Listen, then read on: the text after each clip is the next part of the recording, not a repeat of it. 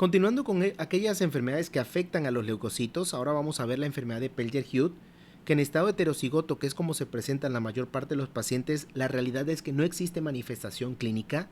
Los leucocitos funcionan bastante bien, no así, por ejemplo, en pacientes homocigotos donde ya tenemos problemas, sobre todo a nivel esquelético, sobre todo a nivel del cartílago, pero la mayor parte de los pacientes se presentan en estado heterocigoto. De ahí que muchos autores han denominado más que enfermedad una anomalía de Pelger-Hughes.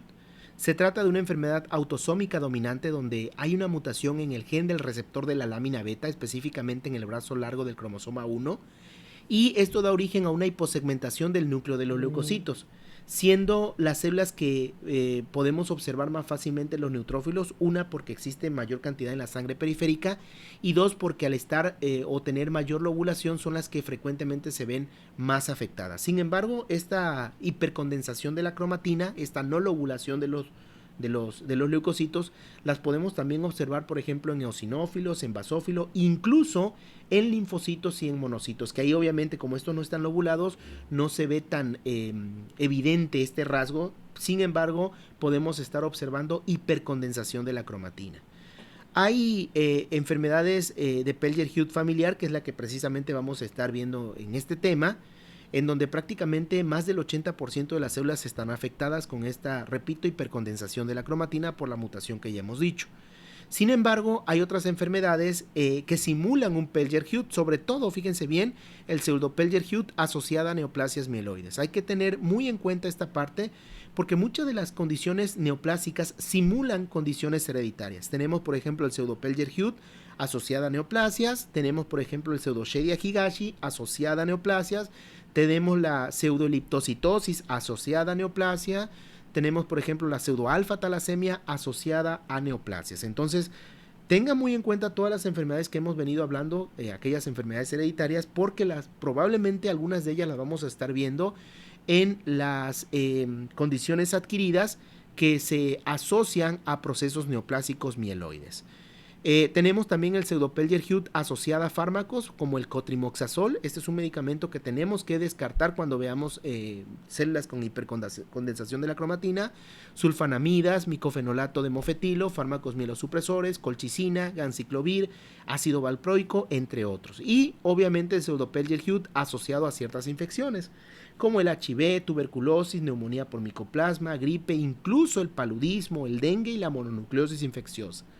Sin embargo, a diferencia de la enfermedad de Pelger-Hughes o la anomalía de Pelger-Hughes familiar, en donde vemos más del 80% de las células con esta hipercondensación de la cromatina o con esta no lobulación de del núcleo, en el caso de los pseudo-Pelger-Hughes vamos a estar viendo menos del 80% de células con esas características morfológicas.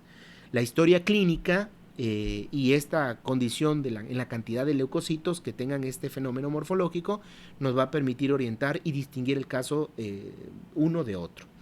En el caso, por ejemplo, de los equipos que realizan su diferencial a través de la medición de la lobularidad, por ejemplo, el ADVIA 2120 o 120 a través del reactivo de vaso, nos permite diferenciar. Primero nos permite dar un índice de lobularidad que es de -2 a +2, pero además nos permite observar el gráfico de cómo se comportan las células tanto mononucleares como polimorfonucleares, formando una especie como de gusano con cabeza hacia arriba.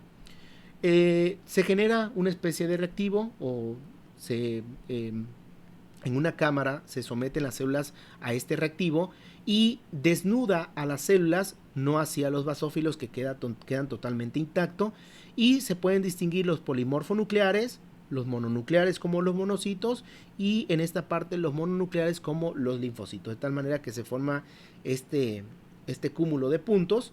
Sin embargo, en el Pelger-Hughes prácticamente la cola del gusano estaría bastante corta porque las células, repito, los polimorfonucleares no se lobulan adecuadamente y estarían cayendo más o menos en la zona de los monocitos. ¿Qué pasa cuando existe mutación en el gen del receptor de la lámina beta? Recuerden que la membrana nuclear está formada por una membrana nuclear interna y una membrana nuclear externa que prácticamente es una capa del retículo endoplásmico rugoso. Y obviamente están los poros nucleares, donde sale precisamente la información en forma de RNA mensajero dirigiéndose al núcleo para ser leída ya sea en los ribosomas que se encuentran en el propio retículo endoplásmico rugoso o bien en los ribosomas libres. Sin embargo, debe haber una proteína que ancle no solamente el retículo endoplásmico rugoso, sino además que ancle con las láminas que se encuentran por debajo del retículo endoplásmico rugoso, que es una especie de malla, por eso se llama lámina nuclear, que puede ser alfa o puede ser beta. Y para esto tenemos una proteína que se llama el receptor de lámina beta, que quiero que vean que ancla precisamente el retículo endoplásmico rugoso con la lámina nuclear que se encuentra por debajo precisamente del retículo endoplásmico rugoso. Además hay que decirlo que este mismo receptor de lámina beta permite que se tense la cromatina del núcleo, de tal manera que cuando existe una mutación en el gen del receptor de la lámina beta, esta no tensa el núcleo y entonces se hipercondensa la cromatina de los leucocitos y no permite que se forme los lóbulos que estamos acostumbrados a ver, por ejemplo, en los neutrófilos, eosinófilos y basófilos. Además, sirve como una 3-beta hidroxisterol delta reductasa, que más adelante vamos a ver para qué sirve. Pero fíjense el hecho de que no se lobulen los núcleos. Por ejemplo, en este caso, si viéramos esta célula, parece un eosinófilo, sin embargo, la falta de gránulos nos hace pensar, y diferentes coloraciones nos hacen pensar en un neutrófilo, y en realidad es eso. Pero quiero que vean que no solamente no se logran lobular las células, sino también hay grados de hipercondensación de la cromatina, porque repito, el receptor de lámina beta al estar mutado no tensa la cromatina y no permite la lobulación, pero además compacta la cromatina. Quiero que vean los grumos de cromatina, que esto no solamente se ve en los neutrófilos, se ven en todos los leucocitos que tenemos en la sangre. Sin embargo, el problema es que algunos leucocitos no tienen tanta lobularidad y como los linfocitos y monocitos más bien no se lobulan, y por lo tanto ahí lo que veríamos solamente serían los grumos de cromatina. Quiero que vean que en esta otra microfotografía finalmente es la no lobulación de los la poca lobulación del núcleo del neutrófilo, pero además los grumos gruesos de cromatina. Ahora, este Pelger-Hughes también puede estar asociado, por ejemplo, a medicamentos, como en este caso, que la historia clínica y además la cantidad de células que se encuentren, que van a ser menos del 80%, nos pudieran estar sugiriendo un pseudo Pelger-Hughes, que en este caso lo es un pseudo Pelger-Hughes asociado a medicamentos. Y quiero que vean que la célula no solamente no se lobula, sino que además tiene grumos gruesos de cromatina. Esto también lo podemos ver en procesos neoplásicos. Cuidado, porque muchas veces al no lobularse las células los podemos pasar como células o neutrófilos en banda. Y si por alguna razón el paciente que en estado heterocigoto, repito, no va a tener ninguna manifestación clínica, pero se puede infectar por cualquier patógeno y puede aumentar sus leucocitos, cuidado, porque si usted lo reporta como banda, va a tener bandemia absoluta, y puede ser que lo asocien a un cuadro de apendicitis. Y pues ya saben lo que pasa en la apendicitis. Vean, por ejemplo, en microscopía electrónica cómo se ve el neutrófilo normal. Esta microfotografía ya la habíamos visto, pero quiero que vean aquí cómo se ve el neutrófilo con la enfermedad de Pelger-Hughes en estado heterocigoto. Vean cómo se ve, no solamente se ve la poca lobulación del neutrófilo, este no es una banda, ya es un neutrófilo totalmente maduro, y se ven los grumos gruesos de cromatina representando la hipercondensación de la cromatina. Ahora quiero que vean acá en este otro neutrófilo, en microscopía electrónica también, no solamente la célula ya ni siquiera se lobuló, sino que además se ven estos grumos de cromatina. Sin embargo, para el diagnóstico usted no requiere la microscopía electrónica, con tan solo ver el frotis con una tinción de Romanowsky bien hecha, con un buen extendido, vean cómo se ven los grumos de cromatina o la poca lobulación de los neutrófilos. Y hay que tener cuidado porque esta enfermedad, si bien es cierto no produce manifestación clínica, en un aumento de los leucocitos pudiera usted estar hablando de un proceso infeccioso inflamatorio como una apendicitis, viendo muchas bandas, y el diagnóstico prácticamente se perdería.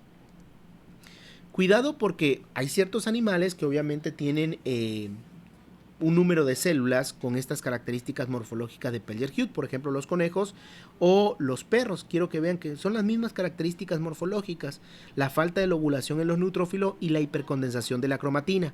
Sin embargo, por ejemplo, en estado homocigoto sí hay que tener muchísimo cuidado porque, por ejemplo, en los conejos, si usted está viendo este conejito, se ve más pequeño, con extremidades más cortas, porque hay un problema justamente en la calcificación del hueso, hay problemas óseos y hay problemas en el cartílago que no permiten que se desarrollen muy bien las extremidades, sobre todo las extremidades.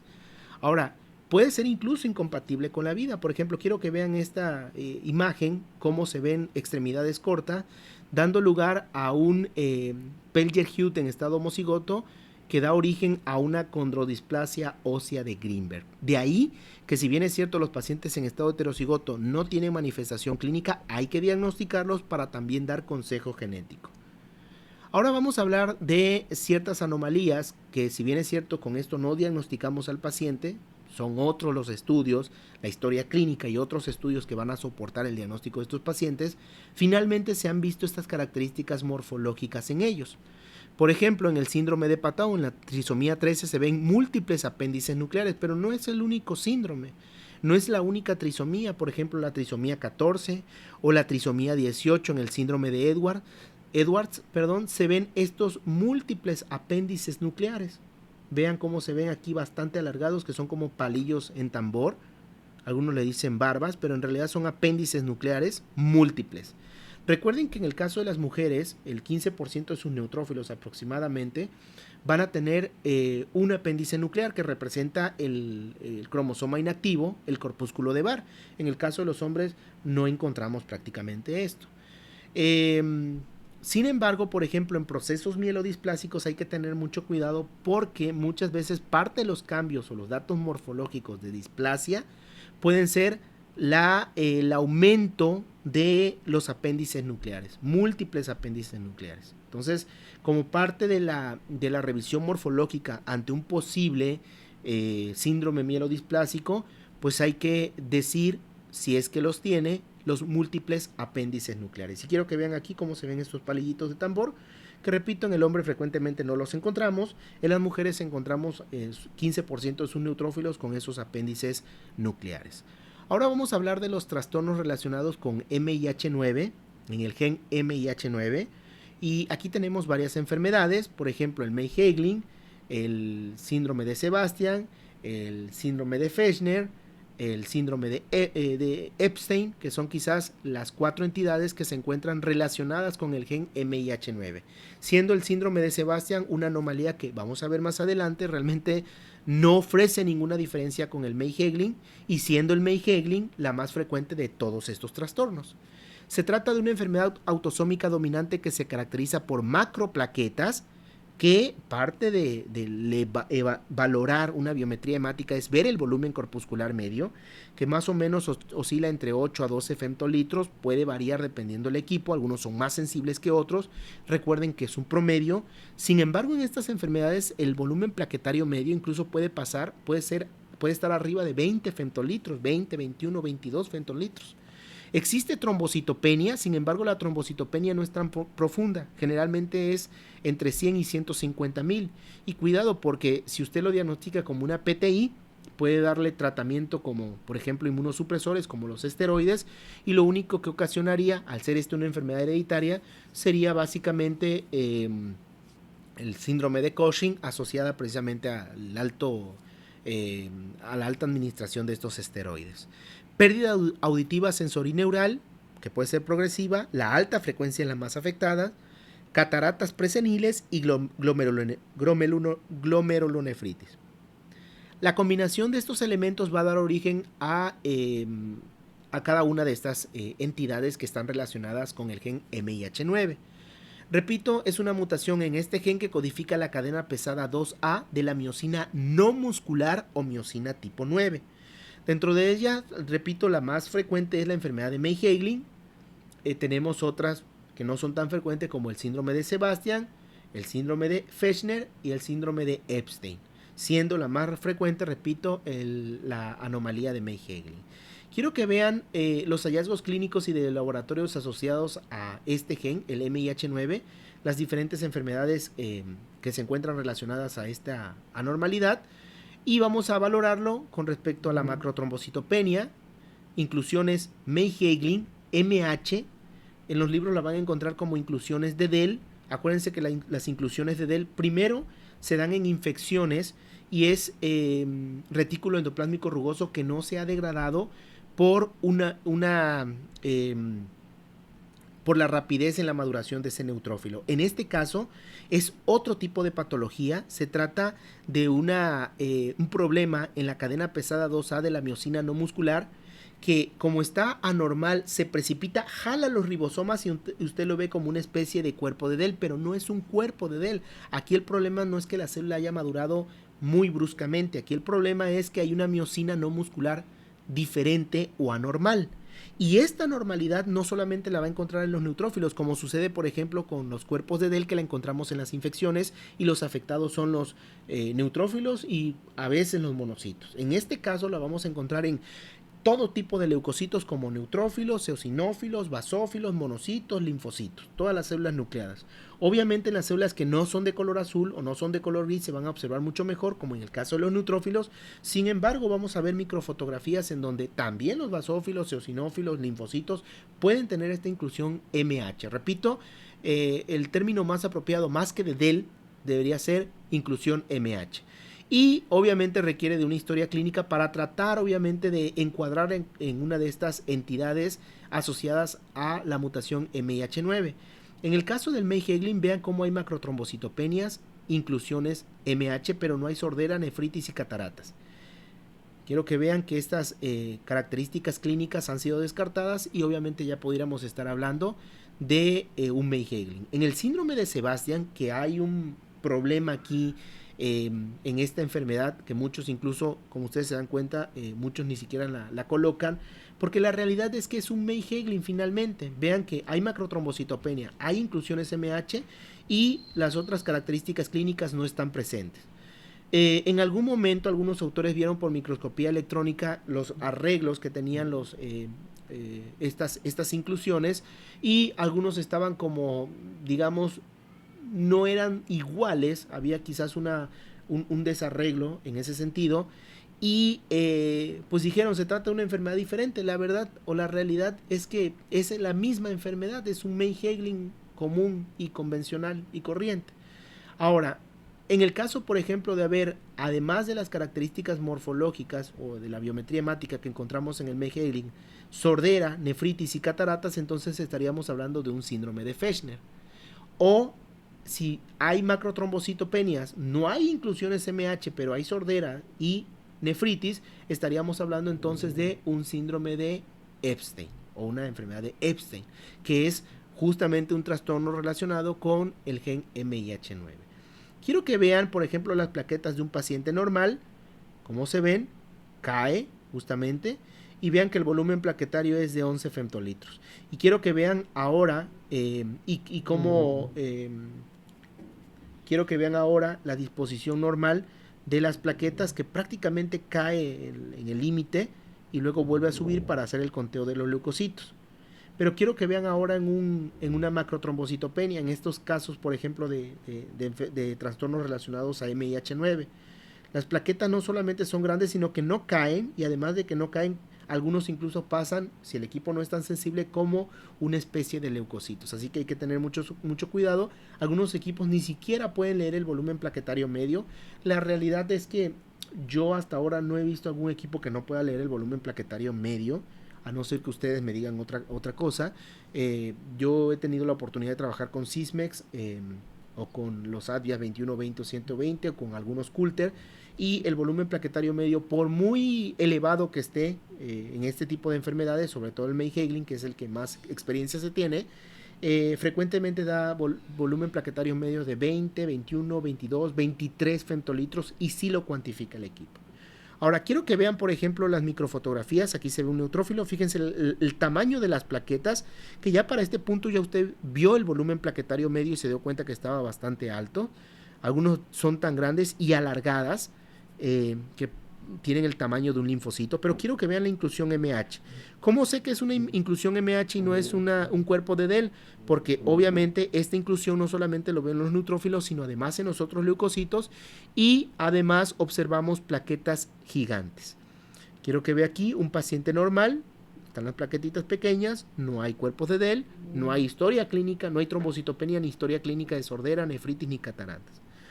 Un paciente normal con un anticuerpo fluorescente para la cadena pesada 2A de la miosina no muscular o miosina tipo 9. Ahora quiero que vean, por ejemplo, en este caso cuando hay diversas variedades, por ejemplo aquí la inclusión MH es muy pequeñita y aquí se logra ver con este anticuerpo fluorescente. Sin embargo, ya en las condiciones muy bien establecidas, vean que las inclusiones son grandes, son largas, generalmente se van a la periferia, no necesariamente ahí, no por obligación, vean por ejemplo en este caso, o vean en este caso, no están en la periferia. Sin embargo, por anticuerpo monoclonal fluorescente se puede determinar precisamente esta miosina no muscular tipo 9, que usted la observa en azul porque atrapa los ribosomas y los precipita. Si no ve obviamente este color azul, puede ser que probablemente esa miosina no muscular mutada o anormal no esté precipitando ribosomas. Pero usted obviamente no requiere los anticuerpos para demostrar esto. Usted con una tinción de Wright puede establecer el diagnóstico. Más adelante vamos a hablar de un caso clínico de esto.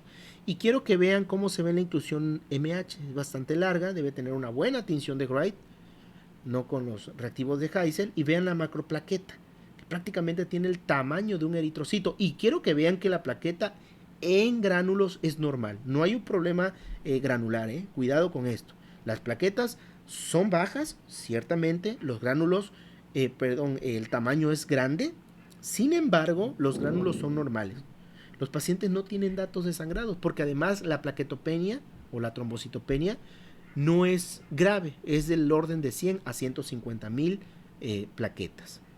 Fíjense por ejemplo aquí tienen la inclusión MH, aquí se ve la plaqueta grande, inclusión MH, miren esta plaqueta enorme, ¿sí? Vamos a ver diferentes, miren por ejemplo una plaqueta tan grande, más grande que incluso los eritrocitos, la inclusión MH, Ahora quiero que vean por ejemplo en este caso, fíjense bien, un monocito, y quiero que vean la inclusión MH. Es un poco complicado verlo en este tipo de células, monocitos, linfocitos, puesto que su citoplasma es azul y se pierde un poco, pero si usted tiene bastante cuidado y una buena tinción, puede demostrar prácticamente estas inclusiones MH. Incluso, por ejemplo, en los eosinófilos y los basófilos, vea por ejemplo el eosinófilo, aquí está la inclusión MH, es decir, no está restringido a una sola célula, específicamente en los neutrófilos, como sucede en la maduración acelerada, por ejemplo, en un proceso infeccioso o inflamatorio, dando origen a los cuerpos de DEL. Aquí prácticamente todos los leucocitos van a tener esta inclusión, además de las plaquetas grandes. Quiero que vean cómo se ven paciente normal y quiero que vean las inclusiones MH. ¿Sí? Y vean las plaquetas enormes que muchas veces no son redondas, son alargadas, son bastante largas. Entonces el volumen plaquetario medio desde un principio me puede indicar que no se trata de una PTI, una trombopenia primaria inmune. Si bien es cierto, en la PTI podemos ver proplaquetas, y eso lo vamos a ver en la parte de la hemostasia. Por muy grande que sean las proplaquetas, no llegan a más de 16 femtolitros. En este caso estamos hablando de arriba de 20 femtolitros como en el volumen plaquetario medio. Y obviamente la inmunocitoquímica, usted hace un extendido sanguíneo y le pone el anticuerpo para la cadena pesada de la miosina 2A no muscular y observa esta miosina no muscular a través de la inmunocitoquímica, que muy pocos laboratorios la tienen y que muy pocos laboratorios la utilizan, porque el diagnóstico usted lo puede establecer justamente a través de la revisión morfológica en aquellos casos donde sí está presente el cuerpo de DEL, porque por ejemplo en el caso del síndrome de Epstein, vean que no hay inclusiones MH, entonces sí va a requerir hacer este tipo de tinciones. Vamos a hablar ahora de la deficiencia hereditaria de mieloperoxidasa. Recuerden que también estos equipos de ADVIA 2120 o 120, no es que yo les esté dando promoción. Finalmente, el diferencial al hacerlo a través del reactivo de mieloperoxidasa, permitir la distinción de cada uno de estos leucocitos, aquellos que sí tienen mieloperoxidasa de aquellos que no la tienen, pues me permite a mí establecer un punto en donde se van a encontrar cada uno de estos leucocitos. Si el índice de mieloperoxidasa es de menos 8 más 8, sin embargo, hay mieloperoxidasa, por ejemplo, deficiencia hereditaria de mieloperoxidasa, que frecuentemente no ocasiona ningún problema en los pacientes y a veces se enfrentan a infecciones repetidas, sobre todo por Candida albicans, no por otro tipo de bicho. Entonces, ante una infección recurrente por Candida albicans, una de las cosas que debemos de sugerir es justamente la mieloperoxidasa. En el caso de estos equipos, vean cómo se ve el famoso dedo de E.T. Sin embargo, cuando hay deficiencia de mieloperoxidasa, fíjense cómo se retraen las células, se van hacia la zona de los monocitos porque no tienen tanta mieloperoxidasa, no se forma, no está muy bien definido la zona de los neutrófilos, porque repito, al hacer la diferencial con este tipo de reactivo, pues básicamente no encuentra tantos neutrófilos y se va hacia la parte de los monocitos. Obviamente también está la deficiencia hereditaria, la deficiencia adquirida de mieloperoxidasa, por ejemplo, no en procesos infecciosos, no en procesos inflamatorios, más bien en procesos neoplásicos, en donde los neutrófilos se ven pálidos, usted le hace la mieloperoxidasa y en algunas ocasiones, no siempre, se puede observar deficiencia de mieloperoxidasa, que es una forma adquirida como parte de la mutación de la neoplasia. Recuerden que la mieloperoxidasa es el último paso de la conversión del peróxido de hidrógeno a hipoclorito en el estallido respiratorio. Para esto se requiere obviamente la enzima. Usted no requiere un ADVIA 2120 o 120, pero sí requiere saber que bajo ciertas condiciones puede haber deficiencia de esta enzima. Y frecuentemente está asociada más a mujeres que a hombres. Ahora, quiero que vean, por ejemplo, en una mieloperoxidasa, este es el control, todos los neutrófilos tienen mieloperoxidasa, pero quiero que vean aquí, son células sin mieloperoxidasa, tanto neutrófilos como monocitos, porque cuidado, recuerden que a pesar de que los eosinófilos, como se observan aquí, tienen mieloperoxidasa, es una isoenzima, por lo tanto, cuando usted hace una tinción de mieloperoxidasa, si existe deficiencia de mieloperoxidasa en neutrófilos y monocitos, que es exactamente la misma enzima, tendrá que buscar eosinófilos para saber o meter un control para saber que su mieloperoxidasa está funcionando bien, esta técnica citoquímica que la hacemos en el laboratorio. También hay deficiencia de mieloperoxidasa en eosinófilos, ya les había yo comentado la clase pasada o el módulo pasado, en donde prácticamente los neutrófilos sí tienen mieloperoxidasa, pero los eosinófilos no. No sabemos, como son muy pocos casos documentados, su servidor ha tenido la oportunidad de ver solamente uno, y eso porque fue pasado en un equipo ADVIA 120-21-20 y se observaba cero de eosinófilos. Sin embargo, cuando se hizo el extendido sanguíneo se observaron muchos eosinófilos, se hizo la mieloperoxidasa y se observó que los eosinófilos en efecto no tenían mieloperoxidasa. Como son muy pocos casos, no sabemos qué repercusión clínica tenga. El paciente no tuvimos más datos de él. Y la verdad es que para pensar en una deficiencia de mieloperoxidasa en neutrófilos y monocitos, si es bastante complicado esa parte, imagínense en los eosinófilos. Quiero que vean aquí los neutrófilos, aquí se ve el neutrófilo que tiene mieloperoxidasa y aquí se ve un neutrófilo que fíjense cómo tiene apenas pequeños grumos de mieloperoxidasa, tiene deficiencia de mieloperoxidasa. ¿Estamos? Que puede ser desde cero, es decir, no tener nada de mieloperoxidasa, a tener un poquito más, a tener el 50% de la mieloperoxidasa. Vamos a hablar de otra enfermedad que se llama enfermedad granulomatosa crónica de la infancia, y es de la infancia porque precisamente las manifestaciones clínicas, las infecciones recurrentes, sobre todo en vías respiratorias, van a estar asociadas precisamente o van a estar en pacientes pediátricos. Recuerden que cuando se fagocita un bicho se forma este complejo proteico llamado NADPH oxidasa, donde están involucradas varias proteínas como el GP91, P22, P47, P67, entre otras proteínas. Todo esto forma el complejo y me permite generar especies reactivas de oxígeno a partir del oxígeno propiamente para llevar a cabo el estallido respiratorio. Justamente en estos pacientes está afectada o está mutado una de estas proteínas y no se puede llevar a cabo el estallido respiratorio. El paciente puede endocitar, pero no puede, las células, como los neutrófilos, macrófagos, monocitos, pueden endocitar, pero no pueden destruir al bicho porque no generan el estallido respiratorio. Vean nuevamente, por ejemplo, el complejo proteico GP91, P22, P47, RAC, P67, P40, que me permite, repito, generar especies reactivas de oxígeno. Las manifestaciones clínicas son neumonía, inflamación de ganglios linfáticos, infección en la piel, abscesos hepáticos, osteomielitis, abscesos renales, sepsis, otitis, conjuntivitis. La más frecuente es la mutación en el gen que da origen a la proteína GP91 y se encuentra ligada a X. Fíjense la frecuencia con la que se presenta. Ahora, también puede haber otras mutaciones en otras proteínas, no específicamente GP91, aunque esas son autosómicas recesivas, es decir, se requieren los dos genes afectados, tanto de mamá como de papá, para que el paciente tenga esta enfermedad llamada enfermedad granulomatosa crónica de la infancia. Y la más común de todas ellas, dentro de las autosómicas recesivas, es la mutación en el gen que da lugar a la proteína P47. Y obviamente se puede presentar en ambos sexos. Se llama enfermedad granulomatosa porque se forman granulomas. Ya habíamos dicho que los granulomas es el conjunto de macrófagos que tratan de destruir algo, rodeados por linfocitos TCD4 que prácticamente van a devolver la respuesta fagocítica ante este tipo de infecciones. Recuerden, por ejemplo, la Mycobacterium tuberculoso, lo que hace el macrófago es fagocitarla, no puede destruirla, presenta un antígeno al linfocito TCD4, linfocito TCD4 TH1 madura, devuelve la respuesta fagocítica y destruye al bicho. Pero mientras se están formando estos granulomas y adicionalmente observamos células fusionadas. Aquí, por ejemplo, están viendo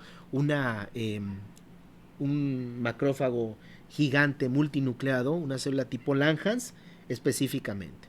Y obviamente hay que descartar una tuberculosis, pero las manifestaciones clínicas, el género del paciente, datos de historia familiar y infecciones por ciertos microorganismos nos va a permitir pensar justamente en este tipo de infección. Pero la pregunta es, ¿qué tiene el laboratorio para establecer el diagnóstico?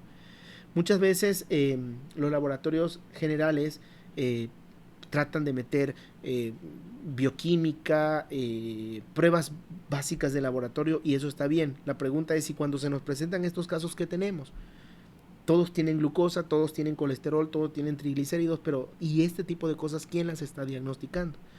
Y fíjense, para esto requerimos la prueba de NBT, de nitroazul de tetrasolio. Es un reactivo que ya está, que se vende.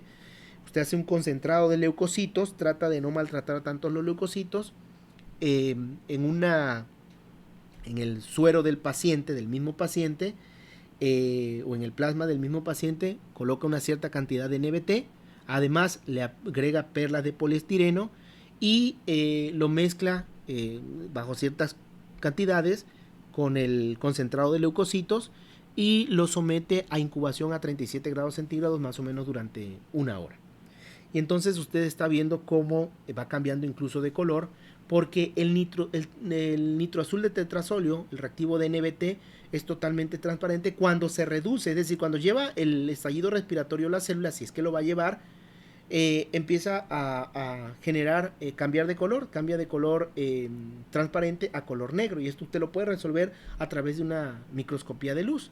Entonces, fíjense cómo se ve la NBT en un paciente con mutación en GP91, en una enfermedad granulomatosa crónica del infante. Prácticamente le metemos las perlas porque obviamente las células se estimulan más con las perlitas, y al momento de fagocitar las perlitas también fagocitan el NBT, y con esto se lleva a cabo el estallido respiratorio. Si cambia de color, el paciente no tiene enfermedad granulomatosa crónica del infante. Si no cambia de color, quiere decir que el paciente no pudo llevar a cabo el estallido respiratorio, o las células del paciente no pudieron llevar a cabo el estallido respiratorio, y se diagnostica como enfermedad granulomatosa crónica del infante.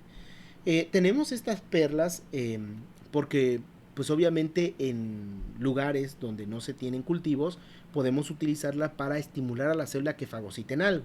Sin embargo, las primeras pruebas que se hicieron fue con microorganismos, por ejemplo, Candida albicans o Streptococcus o Staphylococcus, partículas pequeñas microbianas que pueden de cierta manera ser o estimular mucho mejor a la célula. Así que si usted tiene ese tipo de bichos, puede probar, y lo único que tendría que comprar, y de hecho es mucho mejor, tendría que comprar solamente el reactivo de NBT. Se puede hacer por citometría de flujo por medio de la aurarodamina. Sin embargo, pues tendría que tener el citómetro de flujo, además de tener obviamente la persona que pueda manejar este aparato.